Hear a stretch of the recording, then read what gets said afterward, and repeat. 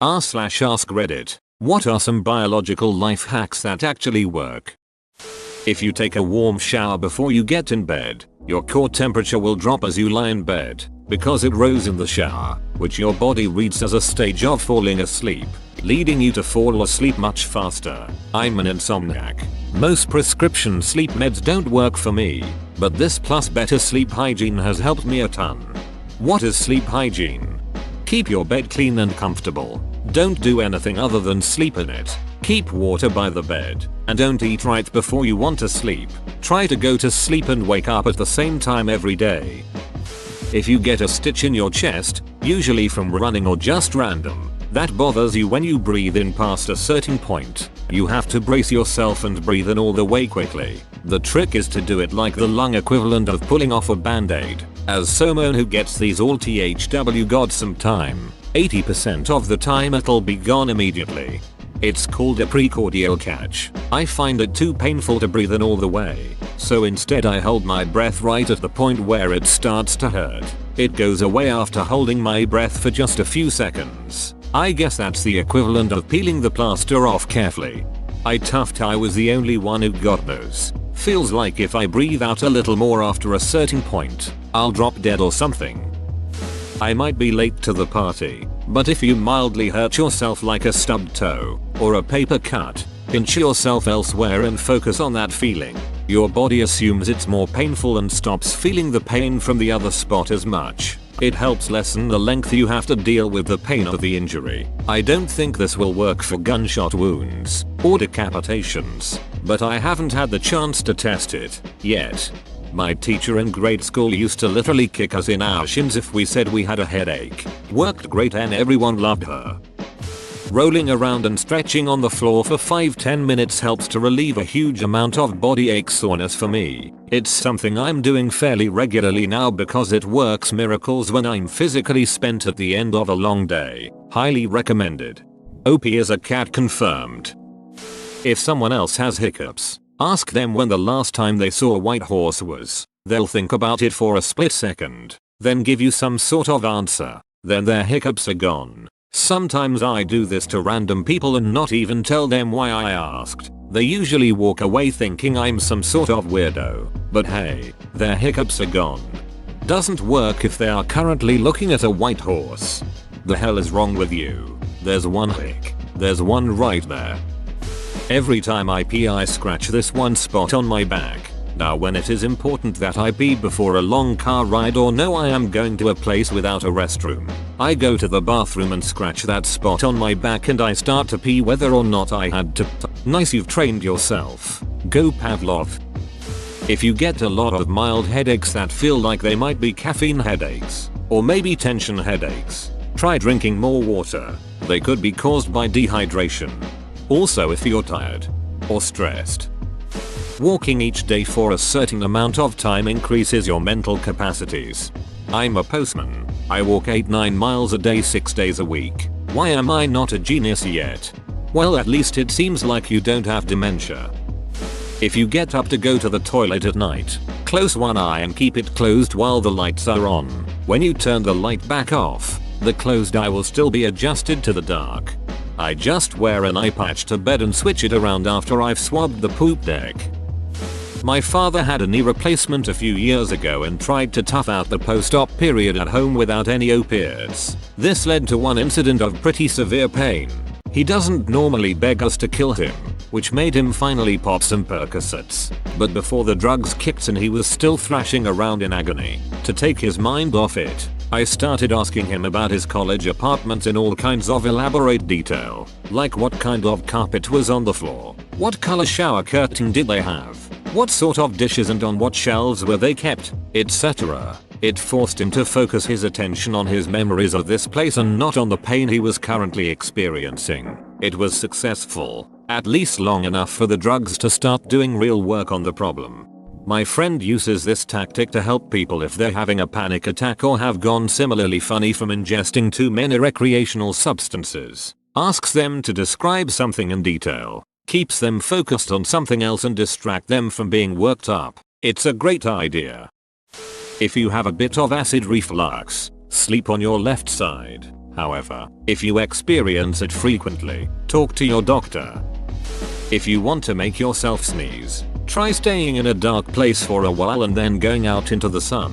For 18 to 35% of people, that'll induce a sneeze due to the photic sneeze effect, or autosomal dominant compelling helio-ophthalmic outburst syndrome, ADCHU, because scientists especially love a good acronym. The pinhole effect. If you're short or long-sighted, then take off your glasses and make a tiny hole with your hand. Look through it and read something you normally couldn't. For photographers, doing this serves to reduce the aperture, thereby increasing your depth of field and putting more things in focus. If you're worried you're gonna throw up, your mouth usually fills with saliva a minute or two beforehand because the contents of your own stomach are harmful to your throat. It's a pretty good indication that you're gonna hurl. I find if I spit that saliva out, I can't avoid throwing up. If I swallow it, I'll throw up. Since I hate throwing up, I spit and spit and spit until my brain is like, okay then. Well, duck you then. I thought throwing up would help, but no, Mr. Rabies over here decided he was gonna spit out all that protective coating I made for him. What a jackass. Have it your way. Drink water before bed if you want to wake up early. That Christmas episode of The Simpsons changed my life. This just makes me wake up 3-4 hours after I fall asleep. Yo, seriously, start getting exercise. That shit works. Go hard. Go beyond what you expect you can do. You'll feel great. I feel like I must be exercising wrong. I've never experienced anything like an exercise high. I just feel tired, bored and sweaty no matter what I do. I keep doing it because I know it's healthy, but it never stops feeling like an unpleasant chore. Meanwhile, my co-workers talk about running like it's cocaine and I don't understand at all. Get adequate sleep. Do you have any life hacks on how to do that if you're a chronic insomniac? My friend used to be a semi-insomniac. Never properly diagnosed but often had completely sleepless nights, and after developing a proper workout routine it helped immensely. Working out for 20-30 minutes each day will help you. But even if it doesn't cure your insomnia, it has immense benefits in other areas. Everyone owes it to themselves to work out regularly, or bud. If you get brain freeze, either breathe with your mouth open for a few seconds and power through, or try to use your tongue to warm the roof of your mouth.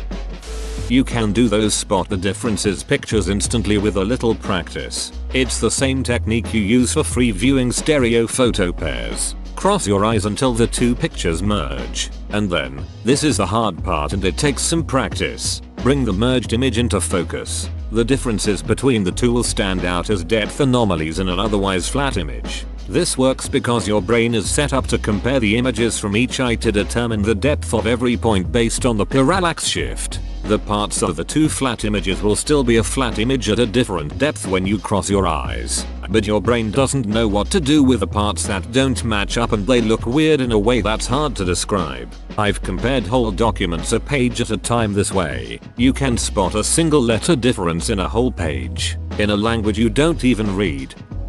Conserve ammo by shooting enemies in the head. Switching to your sidearm is faster than reloading.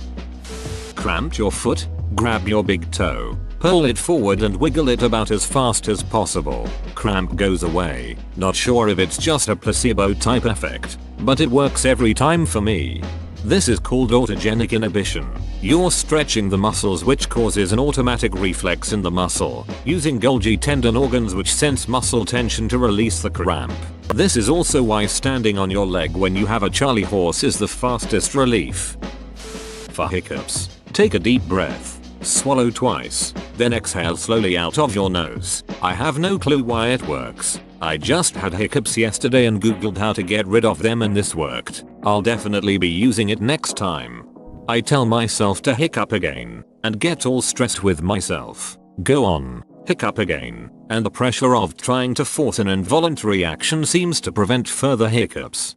For tinnitus, stolen from another sort of thread. Place the palms of your hands over your ears with fingers resting gently on the back of your head. Your middle fingers should point toward one another just above the base of your skull. Place your index fingers on top of your middle fingers and snap them, the index fingers, onto the skull, making a loud, drumming noise. Repeat 40-50 times. Some people experience immediate relief with this method. Repeat several times a day for as long as necessary to reduce tinnitus. Dr. Jan Stryden of A2Z of Health, Beauty and Fitness Org.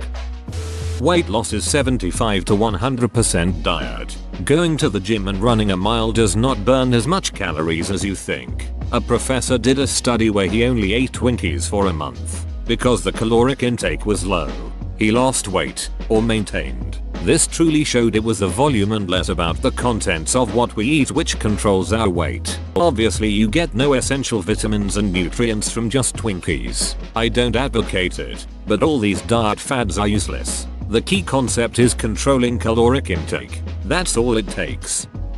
If you're laying in bed and half your nose is blocked, roll to the side where the clear nostril is against your pillow and you'll find that within about a minute, your blocked nostril will open and you can breathe easy. And then in a few minutes the other one is clogged, so repeat the process.